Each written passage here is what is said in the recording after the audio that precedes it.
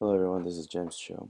This is my unit 4 for this week. I apologize in advance. I had some technical problems with my unit 4 spreadsheet, so most of the information that I will be pertaining to this unit will be off of week 3. I'll get a little more into what I mean by that as the slides go by. So, pertaining to the weather observations for week 3 and week 4, all we pretty much had to do is just transfer the information over from our Unit 3's spreadsheet into our Unit 4's. I had a problem with our Unit 4 spreadsheet for some reason. When I would go to T-graph, mine didn't show up like this. All my points were just lined up on the side of here, and I don't exactly know why. If you see the information, everything pertaining to this one was just transferred straight over to Unit 4's, and it didn't work for some reason. So I apologize in advance about that. But um, just looking at this, or just going over it, I should say, the 28th was the first day I did my observation. Um, my left Fahrenheit temperature for observation temperature was negative 42.2, and then my right was 41, negative 41.4.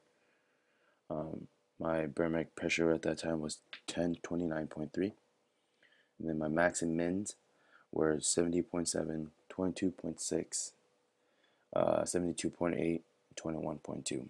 They gave me the average pressure, or average temperature, I should say, around 46.65 and 47. And then I just kind of did the same thing consistently days after for 5 days. This is the air temperature that was shown from the previous information I gathered on the last slide. You can see how the temperatures kind of go up. I mean, started up higher, then went down lower, and then fluctuated back up and then dropped. There's my max temp, which was shown by like the 70s area around then. Here is my stationed. I would go up and go down, but this was already been shown in the Unit 3. I'm just going to advance on from here. So on Monday, January 28th, 2013, this is my first day giving my observation and writing all that stuff down. You see this generator. Here's Alaska. We're located in this vicinity in the interior. You see the contour pressures up here, and then you see from 1039 all the way up to 1047. These are your high and low pressures. During this day, Fairbanks was hit around this general area, so it was about the range of 1032-ish. The high pressures, we had a little bit of a fog that actually was coming in. That actually did come in from the northeast, which kind of fluctuated down to this general area. So this is the first of my observation week.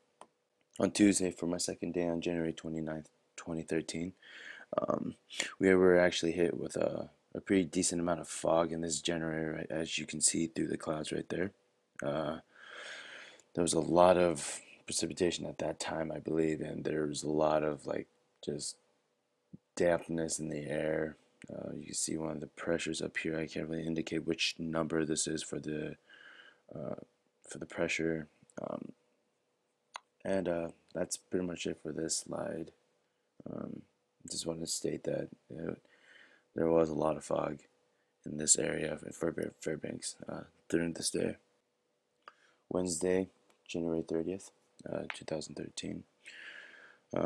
This one, like I said, I can't really tell which one, what exactly for the pressure is for this day, but there was still a little bit of a fog still repping there. There was a little bit of showers that actually did hit Fairbanks, and there was a cold front,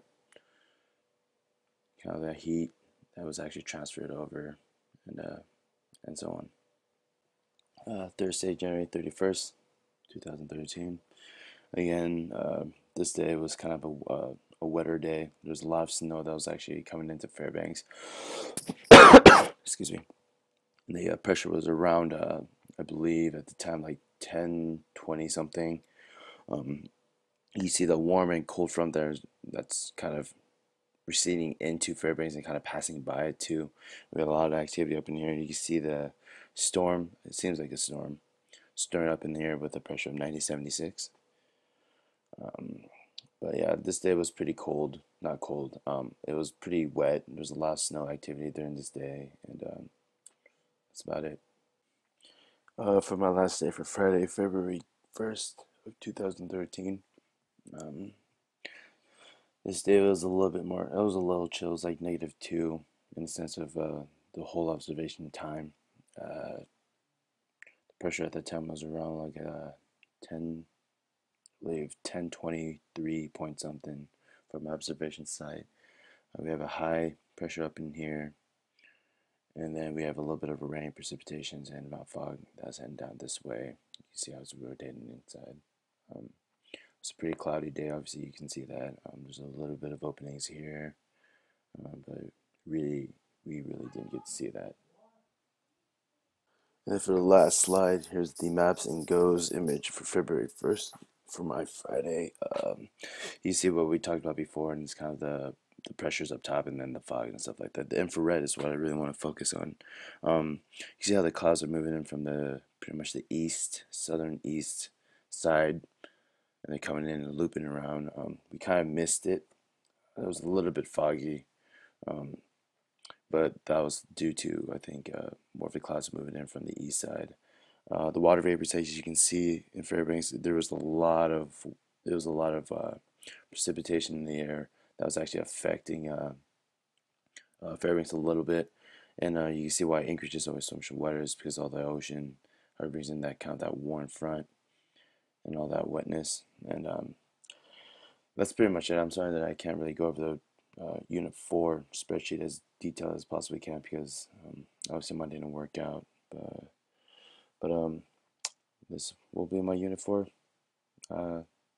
screencast. Thank you.